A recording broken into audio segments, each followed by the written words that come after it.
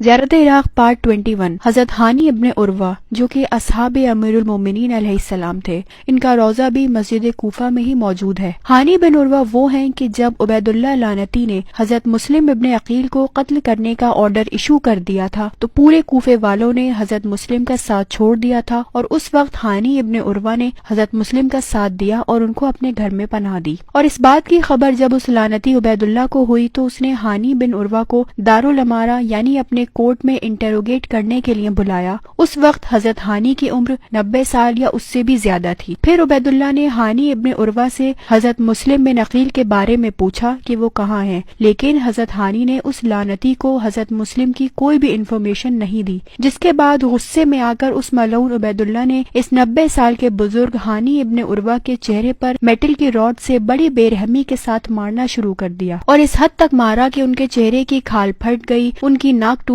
گئی اور پورے چہرے سے خون نکلنے لگا۔ لیکن اس محب اہل بیت ہانی نے اف تک نہیں کیا اور نہ ہی حضرت مسلم کے بارے میں کوئی بھی انفارمیشن اس ملعون عبید اللہ کو دی، جس کے بعد ان یزیدیوں نے حضرت ہانی کا سر کو کاٹ کر قتل کر دیا، اور ظلم یہی نہیں رکا۔ اس کے بعد حضرت ہانی کی بنا سر کی باڈی کو گھوڑے کے پیچھے باندھ کر پورے کوفے کی گلیوں میں گھمایا گیا تاکہ لوگوں کو پتہ چل جائے کہ جس نے بھی اہل بیت رسول کا ساتھ دیا اس کے ساتھ بنو امیہ